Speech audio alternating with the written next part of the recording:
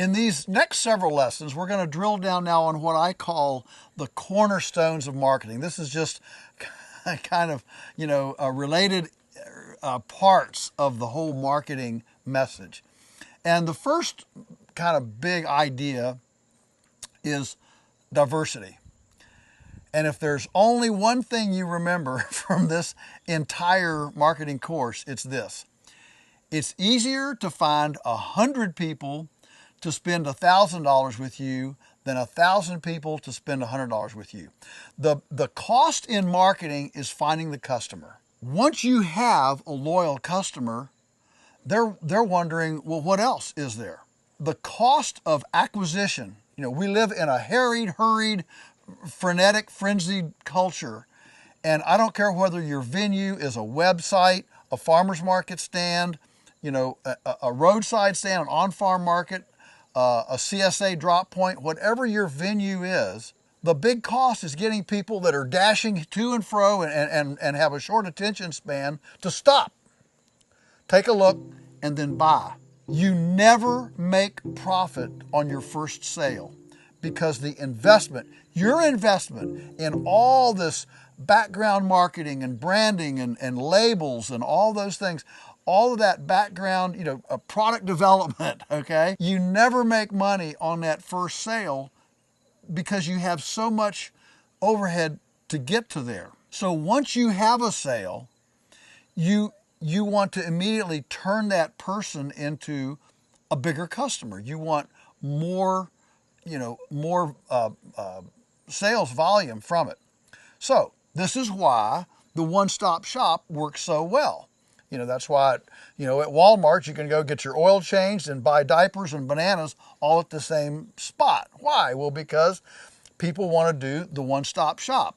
So I want you to think about, as we start putting these pieces together, how can I become that one-stop shop? How can I essentially be the mechanism to defund the supermarket and actually become that one-stop shop? Now, I'm not encouraging us to sell diapers, and I'm not encouraging us to do oil changes, but I am encouraging us to whatever our signature product is, whether it's an egg or a flour or a tomato, whatever that product is, how do we build out our portfolio? So, how do we develop a one-stop shop? I don't grow, I don't do kombucha. I don't do dairy. I don't have cheese. How do we do it? Well, we do it by collaborating with other producers to complement our portfolio.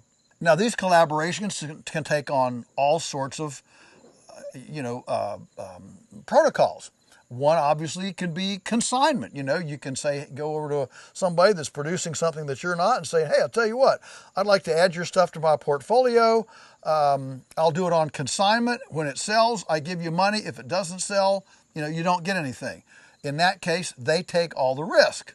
Obviously, if that's the case, then you don't have to have much of a markup margin because they're taking all the risk. You're not taking any marketing risk. You can buy it outright.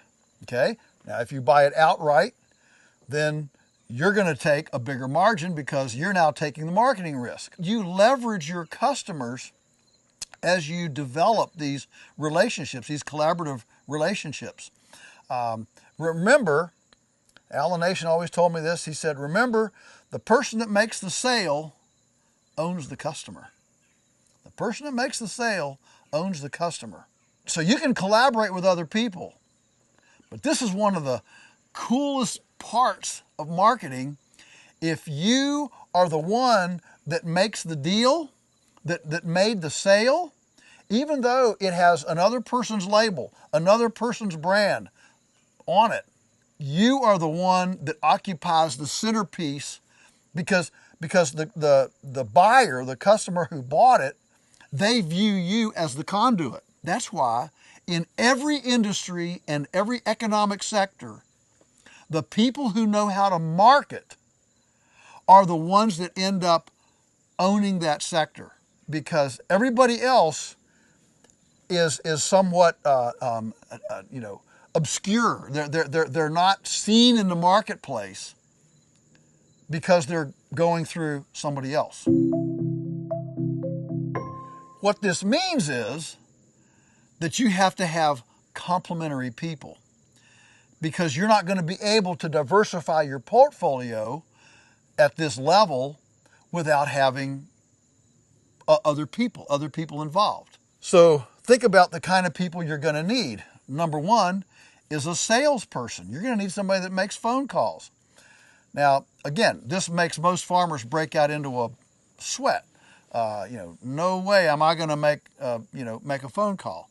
But you have a spouse, kids, nieces, nephews, a friend at church, a neighbor, somebody, trust me, somebody likes to make phone calls, likes to make sales. And you need to tap into those people, not as employees, but on commission. And so you can set that at 3%, 4%, 5%, 8%, whatever percentage you want to do. In general, it can be somewhere between 4 and 6%, something like that.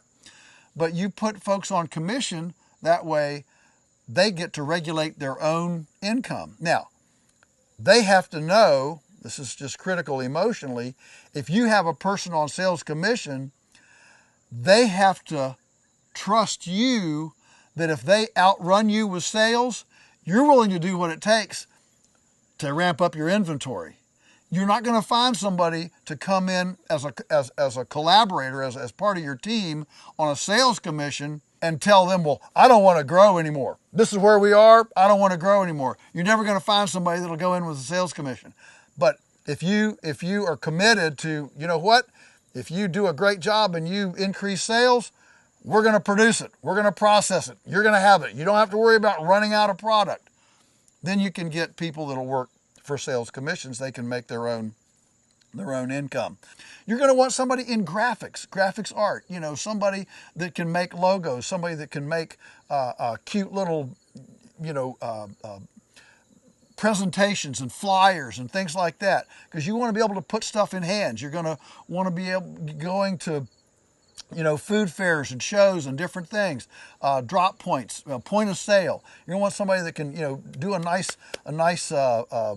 trifold, brochure, things like that. I know we're in the internet age, everything's a website, but people still love to get a little paper thing in their hand that, here's what you are, some real pretty pictures, explain your story. And then you're going to need somebody that does a website. Okay. I mean, that website's got to be, professional, sharp.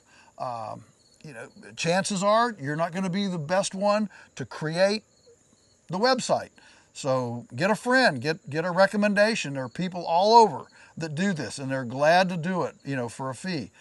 And then you're going to want social media. I mean, these are all complementary people that the farmer, or the actual producer farmer, you might not be gifted in these areas. Sales commissions, graphics, websites, social media. But you got to find somebody who is, because if you don't, you're going to be missing one of your marketing legs and one of your marketing, foundations to allow you to add a diversified portfolio. If you're going to go to that point, and that's what I encourage, then you need, along with your diversified portfolio, working with other producers, you've got to have complementary people to leverage the relationships and the diversified portfolio that you ultimately build in order to create the volume and leverage the sales that you have, so that the person that's buying $100 over time becomes a person that's spending $1,000. That's where the real marketing opportunity lies.